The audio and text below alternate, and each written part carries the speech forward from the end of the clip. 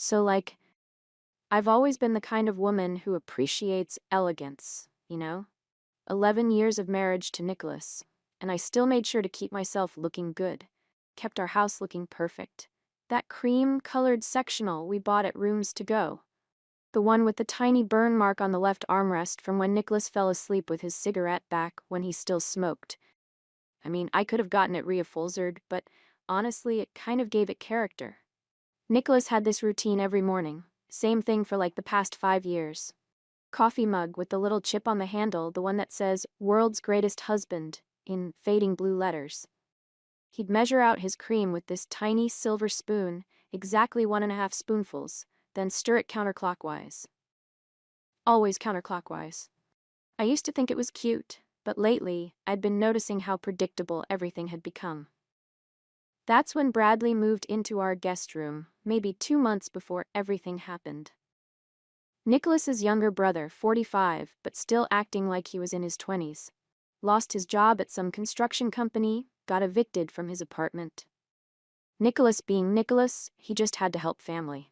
The guest room had this squeaky floorboard right by the window, and the blinds were those cheap white plastic ones that never quite closed all the way, leaving these little strips of light across the hardwood floor. I mean, I was trying to be a good hostess, right? That's what elegant women do. Bradley would leave his coffee mug on the kitchen island, no coaster, and it would leave these perfect little rings on the wood. Kind of artistic, actually. His hair was always a little messy, like he'd just rolled out of bed, and he had this way of leaving cabinet doors slightly open after he'd grab a snack or whatever. There was just something different about him, you know? Nicholas would come home from his accounting job at exactly 5:47 every day. Briefcase in his right hand, keys jingling in that specific pattern. But Bradley, he was just so spontaneous. Like one Tuesday afternoon, I was loading the dishwasher, and he came into the kitchen wearing this gray t-shirt with a hole near the left shoulder, and he just started talking to me about this movie he'd watched. Not asking if I was busy, not checking the time, just talking like we had all day.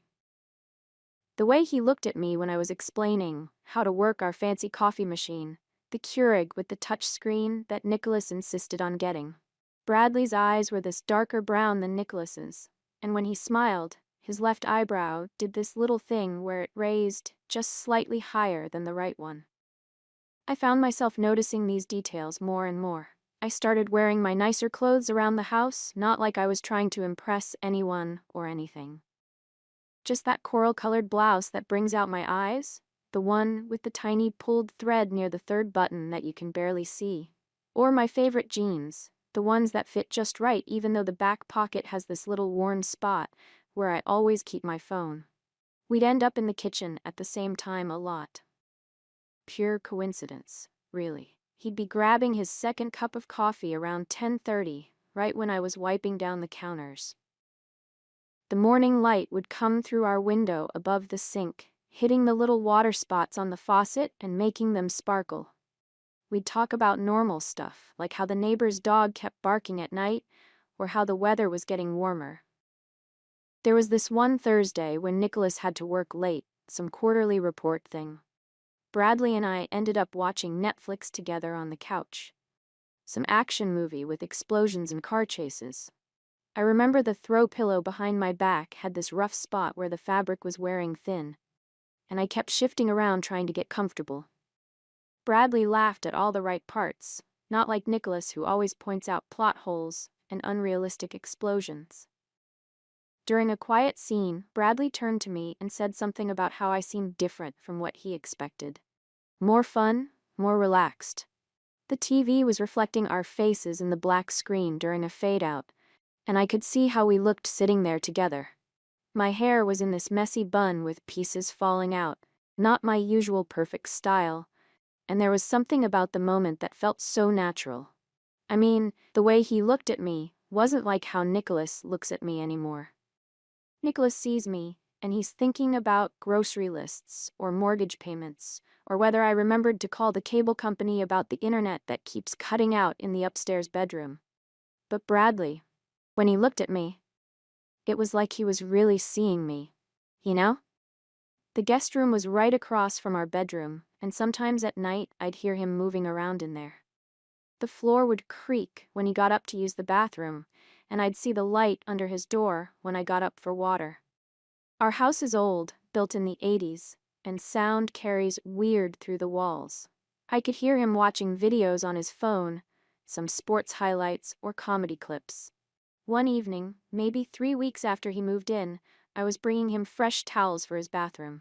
The guest bathroom has this medicine cabinet mirror that's slightly crooked no matter how many times you try to straighten it. Bradley was coming out of the shower, hair wet and skin still damp, wearing just this white towel around his waist. The bathroom was all steamy, smelled like that Irish Spring soap he uses. There was just this moment, you know? Like something out of a romance novel, where time kind of stops and you can hear your own heartbeat. The hallway light was flickering like it always does when the weather's humid, casting these weird shadows on the wall. I handed him the towels, and our fingers touched for just a second. His hands were warm and a little rough from construction work, not soft like Nicholas's office hands. I couldn't stop thinking about that moment. Like when you have a song stuck in your head, except it was this feeling stuck in my chest. I'd be doing normal things, loading the washing machine or checking the mail, and I'd remember the way the steam from the shower made his hair curl slightly at the edges. It became this thing where I'd find excuses to be around when he was in the common areas. Not obvious or anything, just natural household stuff. Organizing the bookshelf in the living room when he was watching TV, wiping down the kitchen counters when he was making lunch. The kitchen clock above the stove runs about 3 minutes slow, and I'd catch myself checking it more often. Timing when he usually came downstairs. Nicholas started working longer hours, some big client project that had him stressed and distracted. He'd come home and barely look up from his phone, scrolling through work emails while eating dinner. The dining room light has this dimmer switch that's broken, so it's either too bright or too dark, and Nicholas never seemed to notice how harsh it made everything look. Bradley would help with little things around the house. Fixed the leaky faucet in the guest bathroom that had been dripping for months, that steady ping ping ping that drove me crazy. Tightened the loose handle on the kitchen drawer that always stuck when you tried to open it. Nicholas kept saying he'd get to these things, but Bradley just did them. There was this afternoon, maybe a Thursday, when I was having trouble with the vacuum cleaner. The stupid thing kept shutting off, probably because the filter was clogged with dog hair from when we used to watch our neighbor's golden retriever. Bradley came over to help, and we both ended up on our knees in the living room, trying to figure out what was wrong with it. He was so close I could smell his cologne, something woodsy and masculine, not the boring stuff Nicholas wears that smells like a department store. Bradley's jeans had this worn spot on the right knee, probably from work, and his t-shirt was soft-looking, like it had been washed 100 times. When he leaned over to look at the vacuum, I could see the muscles in his back through the thin fabric. We got it working again, and he looked at me with this smile that made my stomach do this weird, fluttery thing. Not like butterflies, more like when you're on a roller coaster right before the big drop. He said something about how I was more capable than I gave myself credit for. And the way he said it made me feel seen in a way I hadn't felt in years. That night at dinner, Nicholas was going on about some problem at work, something about spreadsheets and quarterly projections. The dining room chandelier has 3 bulbs, but one of them was burned out, so everything looked dim and uneven. I kept thinking about Bradley's hands on the vacuum cleaner, how gentle but confident he was with fixing things. It was a Wednesday afternoon when it finally happened. Nicholas was at work, wouldn't be home until after 6. Bradley was in the kitchen making a sandwich, and I was supposedly organizing the spice cabinet, which honestly didn't need organizing. The oregano and basil containers were almost empty, just dried green flakes stuck to the bottom, and I kept moving them around like I was accomplishing something important. We started talking about nothing really, just how quiet the house was during the day. The refrigerator was making that humming noise it makes when the ice maker is about to cycle, and somewhere down the street, someone was using a leaf blower. Bradley was eating his sandwich, turkey and Swiss on wheat bread, and he had this tiny bit of mustard at the corner of his mouth. I don't even remember who moved first, honestly. It was just like this magnetic pull, you know? Like in those movies where the two characters have been circling each other for the whole film, and then suddenly they're kissing, and it feels inevitable. The kitchen island was between us, cold granite with little flecks of gold in it, and then suddenly it wasn't. His mouth tasted like mustard and something else, something that was just him. The kiss was soft at first, then more urgent, and I felt this rush of heat through my whole body. Like pure physical craving, this overwhelming need that I couldn't control, even if I wanted to. My hands were shaking when I pulled back, and I could hear my own breathing, shallow and quick. We stood there for a minute, just looking at each other. The afternoon sun was coming through the window above the sink, highlighting the little dust particles floating in the air. Bradley's hair was messy where I'd run my fingers through it, and his eyes had this intense look that made me feel like I was melting. I mean, what was I supposed to do? Pretend it didn't happen? Act like there wasn't this incredible chemistry between us that had been building for weeks? I'm not some naive teenager. I'm an elegant woman who understands attraction when she feels it. And this wasn't some cheap, meaningless thing. This was real, powerful, the kind of connection you read about in romance novels. That's how we ended up in the guest room, with the squeaky floorboard and the broken blinds that let in strips of afternoon sunlight. The bed wasn't even made. Navy blue sheets all twisted from where Bradley had gotten up that morning. There was this moment where I almost changed my mind, almost walked away. But then he touched my face so gently, like I was something precious. It was just supposed to be once, you know? A moment of weakness, a lapse in judgment brought on by this pure physical craving that I couldn't resist. But once turned into twice, and twice turned into whenever Nicholas was at work, and we found ourselves alone in the house. The guest room became our secret place. Bradley would spray some of that Febreze stuff afterward, the spring meadow scent that was supposed to cover up any lingering evidence. We'd be careful about the timing, making sure everything looked normal before Nicholas came home with his briefcase and his predictable routine. I felt alive, in a way I hadn't felt in years. Like I was the heroine in my own romance story, living this passionate secret life while maintaining my elegant exterior. Bradley would look at me during family dinners like we shared this incredible secret, and I'd feel this thrill run through me. This delicious danger of almost getting caught. It went on like this for a few weeks. Nothing serious, nothing that threatened my marriage, really. Just this physical thing between two adults who couldn't help their attraction to each other. I never developed real feelings for Bradley. It wasn't like that. It was just this overwhelming chemistry, this craving that demanded satisfaction. Nicholas never suspected anything. He was so wrapped up in his work project, coming home exhausted and distracted. We'd watch our usual shows in the evening, some crime drama where the detective always solves the case in exactly 42 minutes. Nicholas would fall asleep in his recliner, the brown leather one with the permanent impression of his body, and I'd cover him with a throw blanket and go to bed alone. That particular evening, the evening everything changed, started out perfectly normal.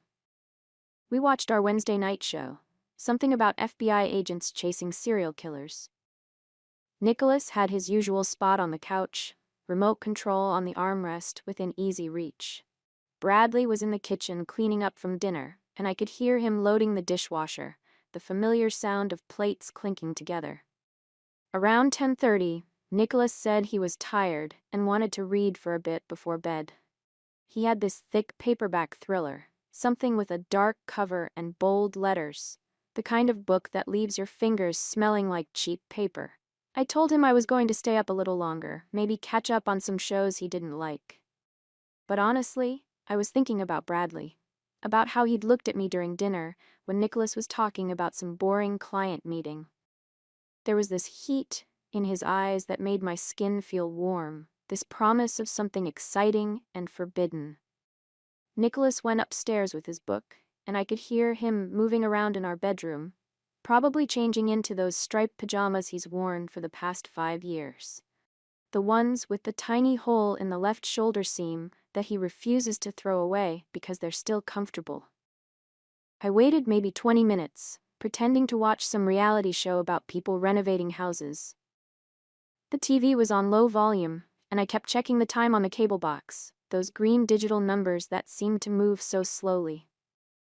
Finally, I heard Nicholas's reading light click off, followed by the familiar sound of his CPAP machine starting up. Bradley was still downstairs, sitting at the kitchen island with his laptop open, probably watching YouTube videos or checking Facebook. The kitchen lights were dimmed, just the pendant lights over the island casting this warm, intimate glow. He looked up when I walked in, and there was this moment of perfect understanding between us. We didn't even talk, just moved toward each other like magnets. His laptop was still open, some video paused on the screen, and his phone was face down on the granite counter. I could hear the ice maker cycling in the freezer, that mechanical grinding noise it makes every few hours. The guest room felt different that night, more charged somehow. The blinds were casting those familiar strips of light from the street lamp outside, and the squeaky floorboard creaked when Bradley stepped on it. We were more urgent than usual, maybe because of the risk, the thrill of Nicholas being just upstairs. I remember thinking how different this felt from my predictable routine with Nicholas. This was passionate, spontaneous, the kind of romance I'd been missing without even realizing it. Bradley's hands were warm and sure, and when he looked at me, it was like I was the most beautiful woman in the world. Afterward, we were lying there in the twisted navy sheets, and I could hear the house settling around us, those little creaks and sighs that old houses make at night. Bradley's chest was rising and falling steadily, and I felt this sense of satisfaction, like I'd reclaimed some part of myself that had been dormant. That's when we heard footsteps upstairs. Heavy, deliberate footsteps moving across the bedroom floor. My heart started racing, but not in the good way anymore. Bradley sat up immediately, and we both froze, listening to Nicholas moving around up there. More footsteps, then the sound of our bedroom door opening. I could picture Nicholas looking around, probably wondering where I was. The house was mostly quiet except for the central air kicking on, that low whoosh of air through the vents. Then came the footsteps on the stairs, slow and measured. Nicholas's work shoes on the hardwood, that familiar rhythm I'd heard thousands of times. But tonight it sounded ominous, like a countdown to something terrible. Bradley was already reaching for his clothes, moving as quietly as possible. But the guest room door didn't have a lock, and we both realized it at the same time. I grabbed my robe from the floor, that silk one with the tiny coffee stain near the left pocket, and Bradley was pulling on his jeans. The footsteps stopped outside the guest room door. We could see Nicholas's shadow under the door, those two dark shapes where his feet were standing. My heart was beating so loud I was sure he could hear it through the thin walls. Then came the knock. Not angry, just confused. "Angela, are you in there?" I looked at Bradley, and his eyes were wide with panic. What was I supposed to say? That I was just talking to his brother at midnight in his bedroom? That we were having some deep conversation that required privacy? "Just a minute," I called out, trying to keep my voice normal. But it came out higher than usual, that fake, cheerful tone I use when I'm trying to cover something up. Bradley was frantically looking around for his shirt, and I spotted it under the bed. That gray one with the hole in the shoulder. The door handle turned, and I realized with horror that we'd forgotten to lock it. Except the guest room door doesn't even have a lock, just that old brass handle that sticks sometimes. Nicholas pushed the door open, and there we were. Me in my robe, Bradley shirtless and clearly trying to get dressed, the bed obviously messed up behind us. The room smelled like sex, and that Febreze Bradley had been using, a combination that was probably more obvious than we realized. The look on Nicholas's face was something I'd never seen before. Not anger exactly, more like complete bewilderment, like he was trying to solve a math problem that didn't make sense. His hair was messy from sleep, and he was wearing those striped pajamas with the hole in the shoulder. "What the hell is going on here?" he said, and his voice was so quiet it was almost worse than if he'd been yelling. I opened my mouth to explain, but what could I say? That this wasn't what it looked like? That we were just talking? The evidence was pretty overwhelming, from the unmade bed to Bradley's missing shirt, to the way we were both breathing hard and avoiding eye contact. Bradley found his shirt and pulled it on quickly, but it was inside out and backwards, which somehow made everything look even more obvious. There was this awful silence where nobody knew what to say, just the sound of the air conditioning and someone's dog barking in the distance. "Nicholas, I can explain," I started, but he held up his hand to stop me.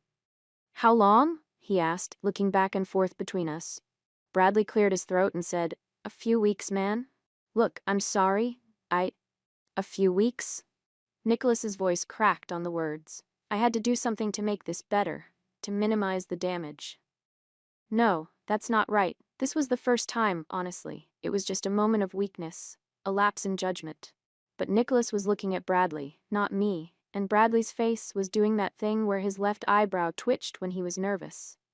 "Dude, I'm so sorry. This is all my fault. I came on to her really strong and—" "Stop," Nicholas said, and now he did sound angry. "Just stop talking." He looked around the room like he was seeing it for the first time. The navy sheets twisted on the bed, Bradley's laptop still open on the dresser, my silk robe that was clearly hastily thrown on. The strips of light from the street lamp were highlighting everything in this harsh, unflattering way. I tried again to explain. "Nicholas, please." It was just this overwhelming physical thing, like a pure craving I couldn't control. "It doesn't mean anything. There are no feelings involved." But even as I said it, I knew how it sounded.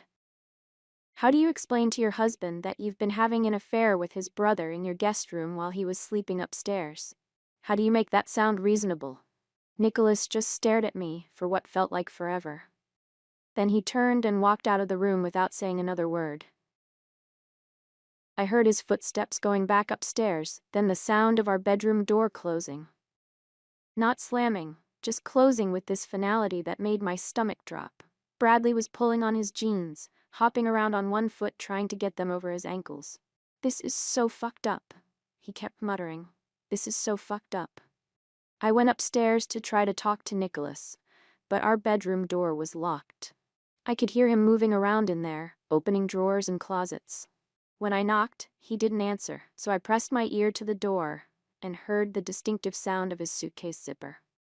"Nicholas, please, can we just talk about this like adults?" I called through the door.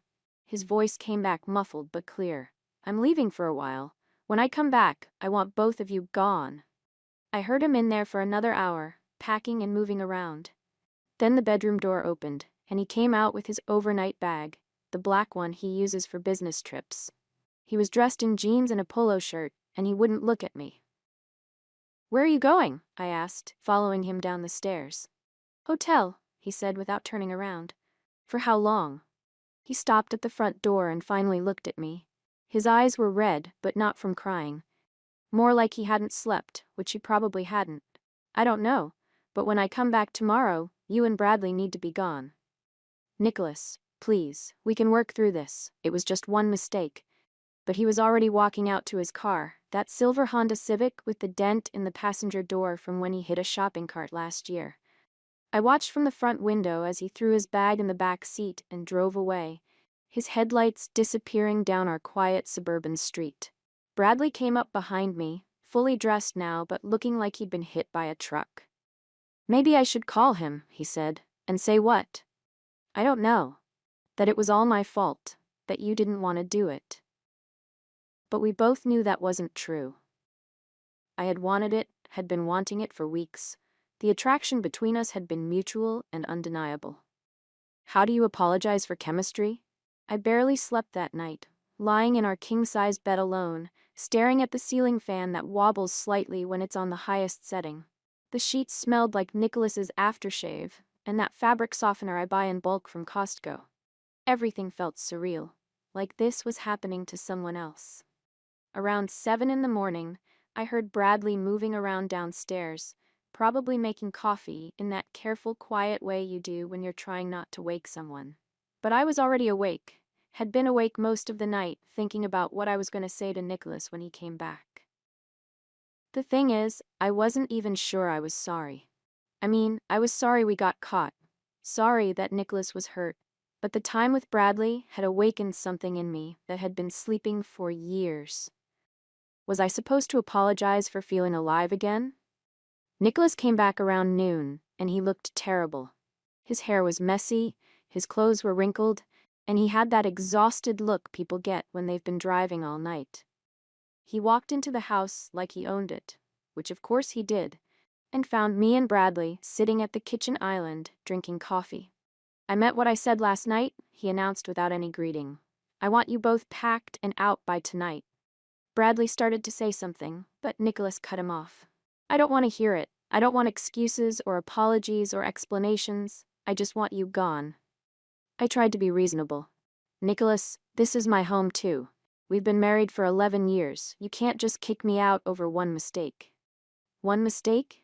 His laugh was bitter and sharp. "Vic, is that what you're calling it?" "It was a lapse in judgment. A moment of weakness. People make mistakes, Nicholas. That doesn't mean we throw away 11 years of marriage." But he was already shaking his head. "This isn't a mistake, Angela. Mistakes are forgetting to pick up milk or bouncing a check. This is betrayal. With my brother. In our house, while I was sleeping upstairs." When he put it like that, it did sound pretty bad. But he was being so dramatic about the whole thing. Like people don't have affairs every day and work through them.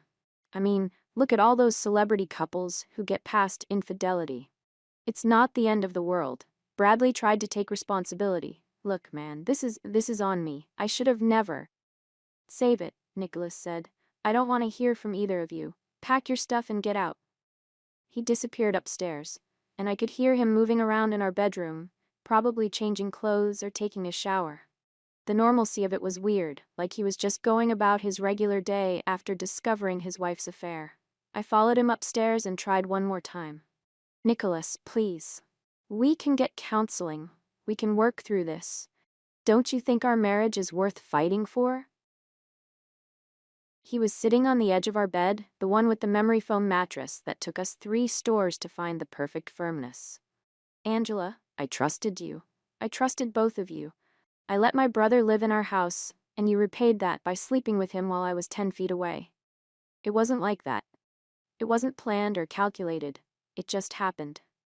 Things don't just happen, Angela. You made choices. A series of choices that led to you fucking my brother in our guest room." The way he said it, so blunt and crude, made it sound cheap and tawdry instead of the passionate connection it actually was. But I could see there was no reasoning with him in this state. He was too hurt and angry to think clearly. So I packed my clothes, my toiletries, some jewelry, and personal items. It felt surreal, folding 11 years of my life into suitcases and boxes. The suitcase with the broken zipper that I'd been meaning to replace, the cardboard box from Amazon that still had tape residue on the sides. Bradley was packing too, throwing his stuff into garbage bags and a duffel bag that had seen better days. He kept apologizing, saying he was sorry for ruining everything. But honestly, what was done was done. We couldn't take it back, and I wasn't sure I'd want to, even if we could. I ended up staying with my friend Chantel temporarily, sleeping on her couch that smelled like her cat and had those little pill things on the fabric from being washed too many times. Bradley went to some motel, one of those weekly rate places that cater to people in transition. A week later, I got served with divorce papers at my work. The process server was this middle-aged woman with gray roots showing in her brown hair, and she handed me the manila envelope right in front of my coworkers. Everyone was staring, pretending to be busy with their computers, but obviously listening to every word. That was so unnecessary, so calculated to embarrass me. Nicholas could have had them sent to Chantel's address or arranged for me to pick them up somewhere private. But no, he wanted to make a scene, wanted to damage my reputation as a professional, elegant woman.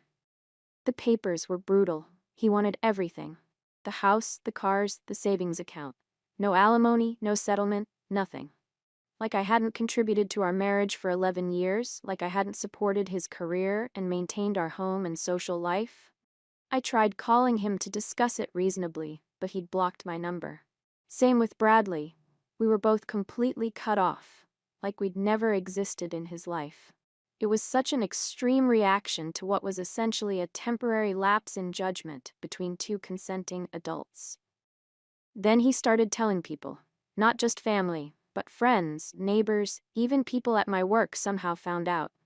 My reputation as a sweet, elegant woman was completely destroyed by his vindictive gossip campaign. People I'd known for years were looking at me differently, whispering when I walked by. My sister called me crying, saying Nicholas had told our whole extended family about the affair. My mother, who's 73 and has a heart condition, had to hear about her daughter's personal business from her son-in-law. It was cruel and unnecessary, designed to turn everyone against me. Bradley tried to help, calling Nicholas to take full responsibility and explain that he'd pursued me aggressively, that I'd resisted at first. But Nicholas wouldn't take his calls either. Bradley even showed up at the house once, but Nicholas threatened to call the police and get a restraining order. The whole thing spiraled so far out of control over what was essentially a few weeks of physical attraction between two adults. I mean, yes, it was inappropriate given the family situation, but people act like I committed some kind of crime. Like I'm the first woman in history to have an affair. The divorce went through faster than I expected. Nicholas had hired some aggressive lawyer who made it clear they were going all in on this. I ended up with almost nothing. A small portion of our savings, my personal belongings, and my car. He kept the house, the good furniture, everything we'd built together. I'm living in a one-bedroom apartment now, one of those generic complexes with thin walls and a pool that's always got leaves floating in it. The carpet has stains from previous tenants, and the bathroom mirror has this spot in the corner where the silver backing is peeling off. It's not exactly the elegant lifestyle I'm used to. Bradley's situation is even worse. He's basically homeless, staying with different friends when he can, sleeping in his car when he can't. He calls me sometimes, drunk and rambling about how sorry he is, how he never meant for things to go this far. But honestly, what's done is done. The worst part is how everyone's treating me like I'm some kind of villain in this story. Like I deliberately set out to destroy my marriage and hurt Nicholas. But that's not how it happened at all. It was just this overwhelming attraction, this pure physical craving that I couldn't control. I never meant for anyone to get hurt. I never planned for Nicholas to find out. It was supposed to be this private thing between Bradley and me, something that didn't affect anyone else. But Nicholas had to make it into this huge dramatic production, like we're living in some soap opera. Now I'm paying for one moment of weakness, one lapse in judgment that lasted a few weeks. My marriage is over, my reputation is ruined, my family barely speaks to me, and I'm living in a crappy apartment that smells like the previous tenant's cigarettes. People keep acting like this is some great moral failing, like I'm the first person to ever cheat on their spouse. But affairs happen every day. People work through them, forgive each other, move on. Nicholas could have chosen to fight for our marriage, could have chosen counseling and healing instead of this scorched earth approach. Instead, he threw away 11 years over a few weeks of passion that didn't even mean anything in the long run. Bradley and we don't even talk anymore, except for his occasional drunk calls. Whatever was between us burned out the moment we got caught, the moment the fantasy became this ugly reality. So here I am, starting over at 40, living alone in a place that will never feel like home. All because I followed my heart for a few weeks, because I let myself feel desired and alive again. All because everyone decided to be so dramatic about the whole thing. Sometimes I wonder what would have happened if Nicholas had just handled this differently, if he'd been willing to work through it like mature adults. But I guess we'll never know. I guess some people are just more interested in punishment than forgiveness, more interested in being right than being happy. And honestly, that says more about them than it does about me.